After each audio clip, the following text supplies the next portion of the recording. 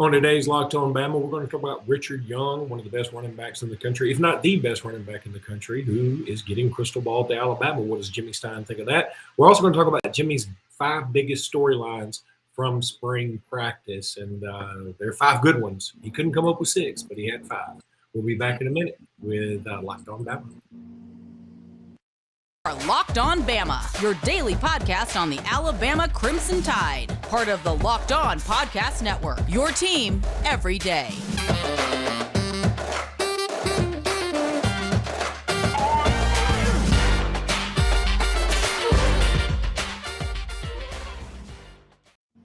Hey, everybody. Welcome back into Locked On Bama. Luke Robinson, that's me. Jimmy Stein, that's him. Jimmy, how are you today?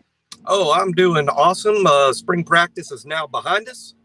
We're in the evaluation period as far as college football goes, and we got the NFL draft a week from Thursday, and I am a draft nerd. I'm a nerd of many colors, but the draft is one of them. How biblical of you to say nerd of many colors. I've never said that before, but I just said it. It makes some sense to me. All right, let's talk Richard Young here. Steve Wiltfong has crystal balled him to the University of Alabama. This is a guy that, in my opinion, is the best running back in the country. I think he's fantastic out of Florida.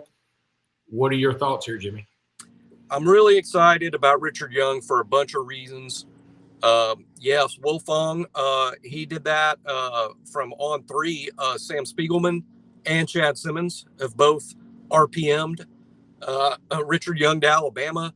I'm going to do that myself as soon as I have the guts to pull the trigger. As I've said on the show before, now that I have that power in my life, what I want to do is I would like to be conservative with it and sort of be wrong rarely. I only want to RPM a kid, make it official when I feel really confident about it. I do feel very confident. It's a couple of things. It's partly some inside stuff, partly, but beyond that, folks that want their own inside information, sometimes it's pretty easy to piece things together. And this is one thing, a running back that Alabama liked a lot, that really likes Alabama, is Dante Dowdell from Mississippi, from Picayune, Mississippi. He's great. He's one of the best running backs in the country, probably top 5. Top 10. He's a little bit under the radar for some folks, probably because he plays at a country school in Mississippi. This kid is great. Well, he does not have an Alabama offer and really wanted one. He came to Tuscaloosa this past weekend for A-Day and was very excited to go. He got to Tuscaloosa, had a good time, and when he returned to Picayune, he announced, hey, I'm going to be making a commitment May 13th or 14th.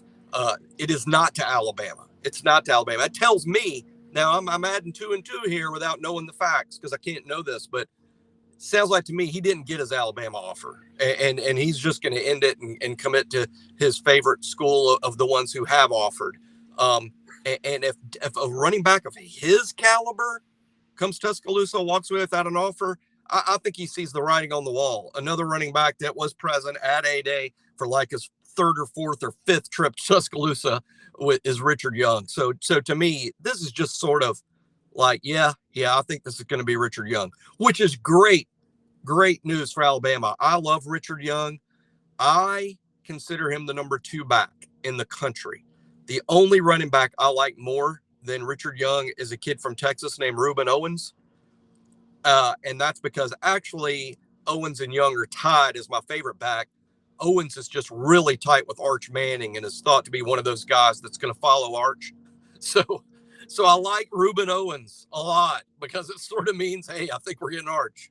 But that aside, I think Owens, Richard Young, and Justice Haynes, to me, they're the 3 best in America. They're all about the same, and it makes sense. I think Reuben Owens is going to Texas, Richard Young to Alabama, Justice Haynes to Georgia.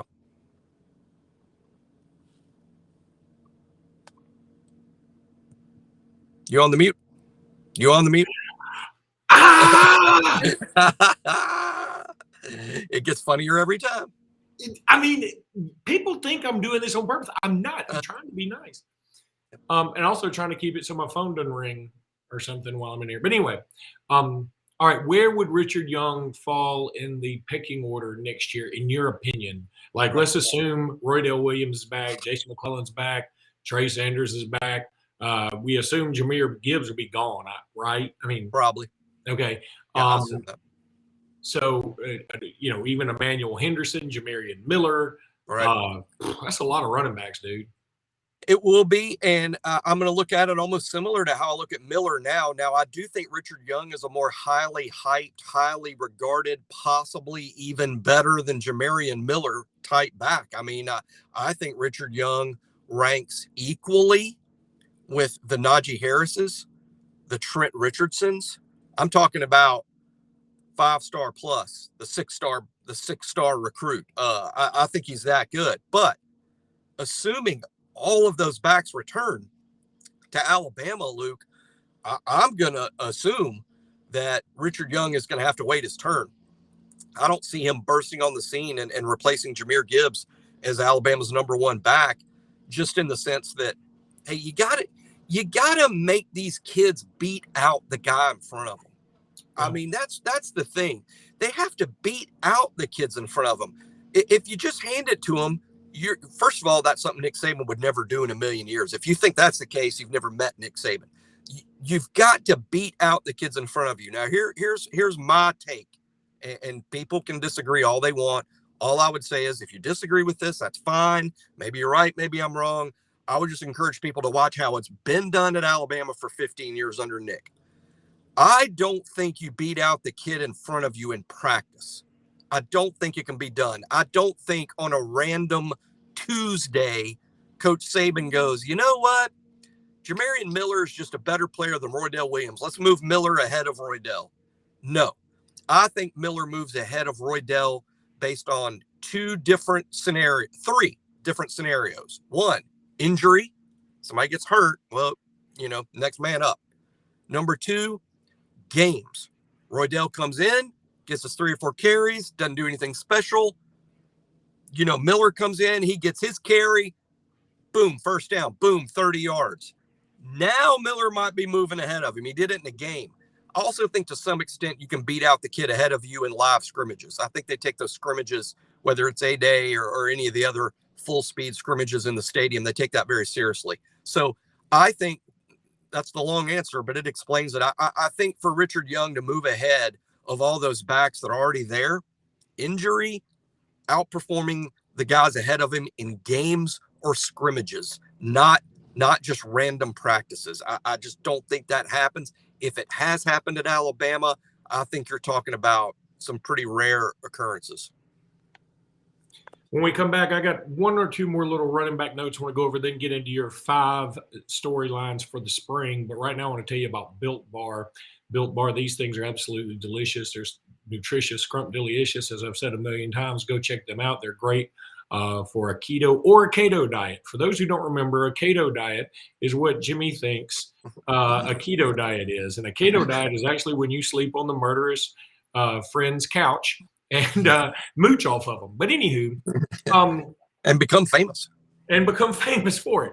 Have you tried these puffs? They're delicious. They're protein-infused marshmallows. They're fluffy. They're marshmallowy. They're not just a protein bar. They're a treat. Go check them out. Go to Built.com. Use promo code LOCK15. That's 15% off your order when you use promo code LOCK15 at Built.com. At Built Bar, they're all about taste. They make it taste delicious first, then figure out how to make it healthy. That's the best way to go with this. And I don't know how, but they pull it off every single time. Go to Built.com, use promo code LOCK15, get 15% off your order. Promo code LOCK15 at 15% off at Built. All right. Before we get into your 5 storylines, one thing that I noticed about the running backs, first of all, the fact, and we talked about this immediately after A-Day, Trey Sanders hurdle, which lets me know he's certainly a lot healthier than he has been. Right. Just that one hurdle makes me know he's pretty healthy. And then Roydell Williams' arms, the boy is jacked. He is absolutely jacked. And so I just find that interesting because Richard Young is another one of those dudes that's really swole. And he's a bigger back. He's fast. They're both fast, I guess. But man, it's going to be tough. I'm going to assume that one of these dudes, and I'm going to throw out the name Emmanuel Henderson, may move positions. Yep. And then that leaves you Roydell Williams, Jace McClellan, Trey Sanders, Jamarian Miller, and potentially Richard Young. And I think at that point somebody transfers, but I don't know who. It's just that's the world we live in now. Yeah, I mean, that's the thing about running back. I mean, it's traditionally hard to keep all those guys happy. I think Alabama and Nick Saban have done an excellent job over the years of convincing backs that they can have an extremely bright NFL future while not carrying the ball 25 times a week, by just showing out when you get your opportunity, staying healthy and entering the NFL with a lot of tread on your tires. I think Alabama has done a better job than anyone of convincing backs that. And that's why they've been able to stack so many good ones. That's the case right now. I like every running back in that room. I think has huge upside. Some are better than others. I like Gibbs the most for this upcoming fall, no question. I hope Gibbs does get a lot of touches just because I think he's one of the best players on the team. But I like an emerging, healthy Trey Sanders. I'm high on Jace. I'm high on Roydell. I'm super high on Jamarian Miller. I'm convinced he's not just going to be good. He's going to be a star. And I'm interested to see what Emmanuel Henderson has for sure. I like how you point out, Luke, and I agree. If anyone moves positions, it's Henderson. And I do think there's a chance Henderson is actually better at safety than he is at running back. But I think he was so good at running back at Geneva County. You got to look at him there first. He was just too good there, very productive. He's earned his chance to prove he's an SEC running back. So let's give him a shot there. If he doesn't make a lot of headway, if he's just clearly not as good as the other guys in the room, then you consider the move to safety maybe next spring. Wouldn't it be like kind of ironic? And I'm not saying this is going to happen, but if Jace McClellan ended up transferring, and we ended up with Jahmyr Gibbs anyway, which Gibbs really didn't get the scholarship to begin with because we had a commitment from Jace McClellan, right? No. That's not how I remember that. That's not how I remember it. You might be right, but I think Gibbs just chose, Gibbs and his family in particular, who was really pushing academics. Gibbs just chose Georgia Tech over Alabama. I mean, that's what I remember. Really? Yeah. Jimmy. No, Jimmy. No. Jimmy. No, that's what I believe. I believe that he just chose Georgia Tech. Oh, first of all, Georgia Tech had offered him early. No one else had. Then late, here comes everybody. Here comes Georgia. Here comes Alabama. Here comes everybody late. The kid liked Alabama because he was tight with Will Anderson. They're friends. The kid liked Alabama, but mom in particular loved Georgia Tech's academics. He had committed to Georgia Tech early when they had been the first Power Five to offer, and his mom just didn't want him to back off that public commitment he'd already made. That's what I remember, but I will happily go back and look at that because that is an interesting story as you bring up. Alabama took multiple backs in that class too. Roydell, I think, was already committed when they took Jace, and I think there was one other guy, somebody else. I think so too, and that's why I remember it that way. Jace was the commitment to Oklahoma that flipped, and he was a silent flip commitment.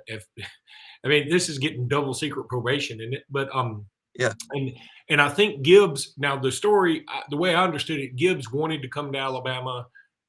We just knew we had McClellan in the fold, and at the time I'm not saying McClellan can't be as good as Gibbs, but right now I think it's pretty clear Gibbs has been the better. Yeah. Correct. Yeah.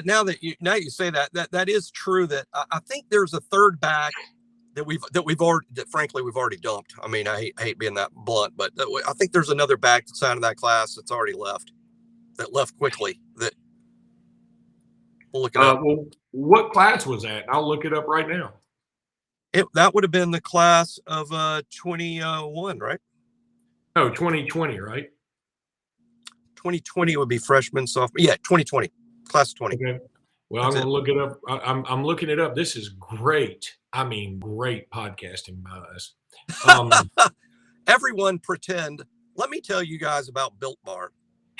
All Built right. Bar. So Built Bar I is really, see. really, it tastes good and it's good for you. And if you got a dude named Cato that sleeps on the couch, it's just the perfect thing to have in the pantry when, because Cato, he's some dude that's just mooching off of you. What you need is a cost efficient, healthy snack to keep Cato happy so he's not waking you up in the middle of the night when you're off busy murdering people. Yeah. Yeah, you've had a long day of killing folks. Yeah, I don't need The Cato last thing you waking need me to up do. at 2 a.m. Just go to the pantry, get your Built Bar, and shut the hell up. And has anyone seen my glove? This is going to be a blast from the past, and we nailed it. Kyle Edwards. That's it. Hey, and to be honest, I mean, nothing against Kyle. Nothing against Kyle at all. And I don't know why you don't keep your phone on mute. I do, but my I bet the show on mute. I blew the joke. I'm supposed to say, just keep the show on mute. Yeah, you did blow that joke. I blew the joke. That's not a first. No, I pat myself on the back and you too, because I remember we talked about this at the time, at least privately. I wasn't crazy about that Kyle Edwards take from minute number one. I mean, I didn't think he was an Alabama back, and Jimmy 1, Saban 0. Okay, so we're going to run through your 5 storylines right after I tell you about Rock Auto. This is a family business. It's the best place to go to get all the parts your car will ever need. With their ever-increasing numbers of makes and models, it's now impossible for your local chain auto parts store to stock all the parts you need. Why endure the often pointless and seemingly intimidating questioning like, is your Honda Odyssey an LX or an EX? You don't know. They don't know. Honda doesn't know. Nobody knows. The car and driver doesn't know. And wait while the person behind the counter orders the parts on their computer, choosing the only brand their warehouse happens to carry. You don't want to go deal with some drop out behind the counter that doesn't know what they're talking about. You know what you're talking about. So go to rockauto.com and save a ton of money. You can save 30, 50, even 100% of the money. And that's money that goes right back into your pocket to buy Built Bars. So go to rockauto.com right now, write Locked On in there. How'd you hear about us box so they know we sent you. Amazing selection, reliably low prices, all the parts your car will ever need. Rock Auto. All right. Jimmy, your 5 storylines. Zip through these mothers real quickly. Now, Jimmy Stein wise, zip through these mothers. Oh, well, of course, don't have it in front of me, but I do know that. How about Jamil Burroughs? I think it was 3. It doesn't really matter the order, but Jamil Burroughs to me was a big story of the spring because we needed a young defensive lineman to sort of join.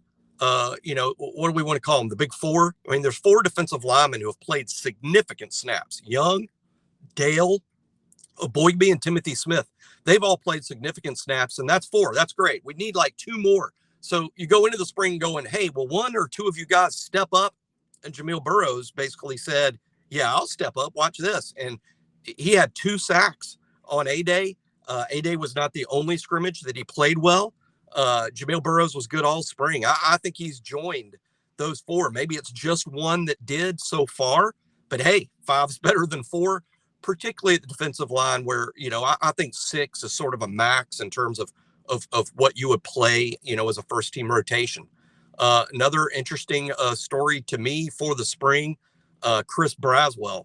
I mean, Braswell was you have 2 outside linebackers, right? You already got your 2 starters, Will Anderson and Dallas Turner. They'd start for everybody, including maybe 8 teams in the NFL today. But Braswell was so good, Luke. He's improved so much that now the challenge all summer is we have to come up with a scheme where all 3 of these guys are on the field. Nick Saban referred to Braswell when A-Day was over as a co-first team player with Will Anderson and Dallas Turner. That indicates to me Braswell's not just a guy that's going to give them a breather. I think there will be snaps when all 3 of them are on the field. That is exciting. That's fun. And it'll be fun for Pete Golding, time to hit the lab. I mean, time to come up with, okay, what are we going to use here? How are we going to do this efficiently? And I don't think it's something we'll see every snap or a lot of snaps, but I think your 3rd and 10, when you got 2 of the 3 at outside linebacker, I think you're going to see a 3rd one somewhere else, maybe in the middle, maybe blitzing, maybe lined up on the line of scrimmage and you go super small, but good luck blocking them. So that's a big storyline. And wait, I'm going to fill you in your other ones, but I just have a thought. Sure. That when Pete Golden sees Chris Braswell, Will Anderson, and Dallas Turner all on the and they suggest they're all on the field at the same time, do you think he goes, "I'll drink to that"? Sorry.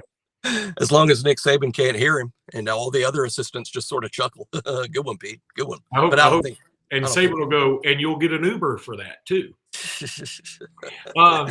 Okay, so continue. Christian Leary, Jalen Milroe, and then you had a surprise at number 1. I'll let you reveal. Yeah, Christian Leary was a bit of a surprise for me. You know, he had a big A-Day, and I didn't see that coming this spring. I mean, we had a lot of good young receivers. You figure one of them's going to step up. I think the guy that did is Leary, and we can just go by A-Day alone, where he had 5 catches for 106 yards and 1 touchdown. I brought up in my piece on 3 all last summer. Every time we talk about Jai Hall and what a great A-Day he had, I would remind everybody, who did he beat?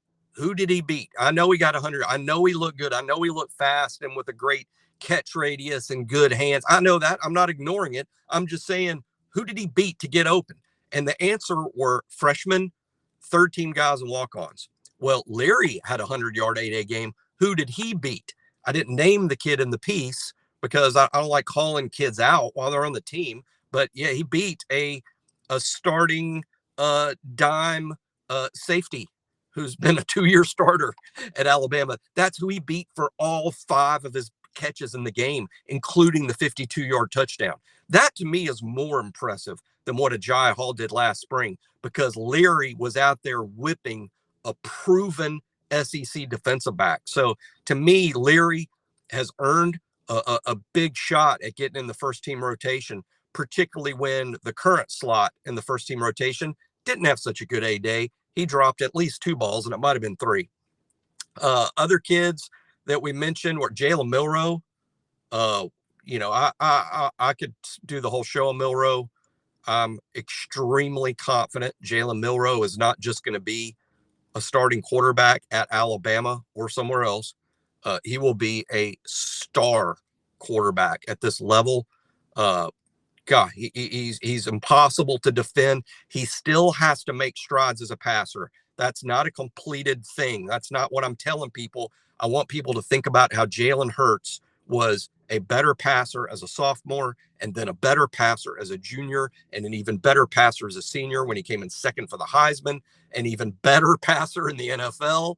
And even in the NFL has been a better passer in year 2 than he was in year 1.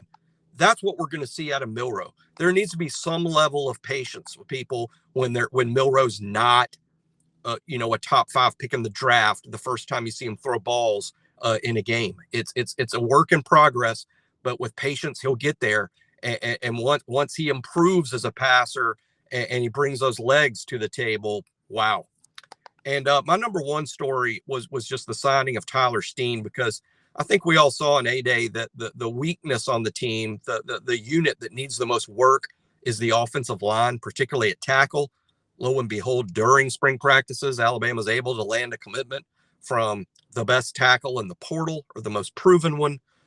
Tyler Steen is a proven, and I'm going to use the word adequate, because I don't want people to mistakenly think that I'm saying Steen is awesome. He's Evan Neal. He'll be a first-round pick. No. What I'm saying is he's adequate. What I'm also saying is adequate might be an improvement over what Alabama has or will have in the fall.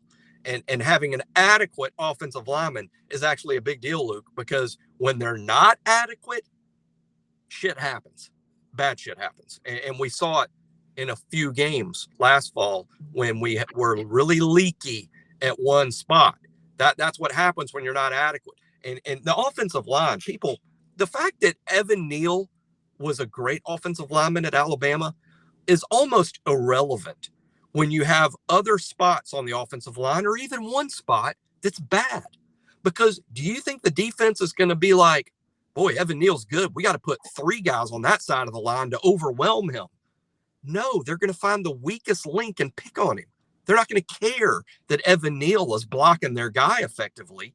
They can spring through the Alabama line of scrimmage at another spot. I mean, that's the thing. Their offensive line is only as good as its worst player.